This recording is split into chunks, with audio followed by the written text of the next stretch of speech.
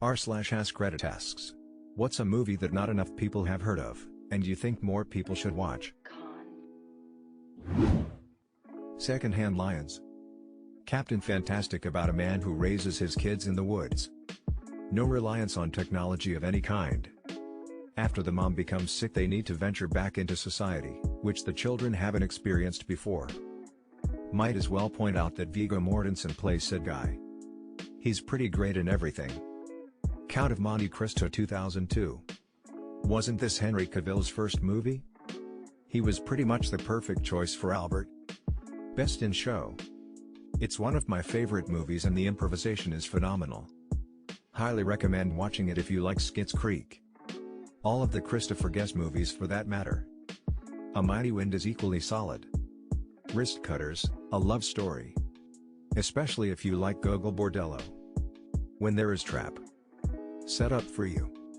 In every corner of this town. And so you learn the only way to go is underground. Through the Roof and Underground was a great choice for this movie soundtrack. LA Story.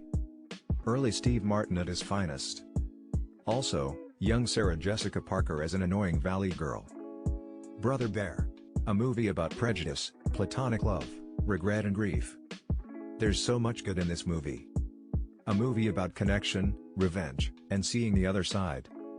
Absolutely one of the most powerful films Disney made, worthy of being one of their final 2D films. Stardust is usually overlooked. It's up there with Princess Bride for me. I love it. Run Lola Run, Lola Rent. We watched this in my German class in high school. It's a decent film. Hunt for the Wilder People. I'll never stop chasing you, I'm relentless, I'm like the Terminator.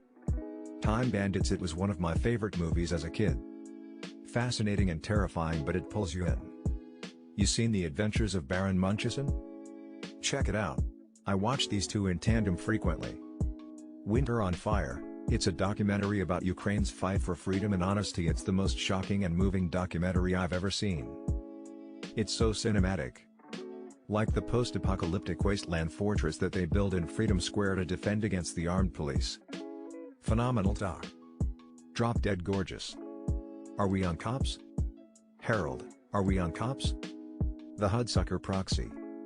You know, for kids. Death Becomes Her.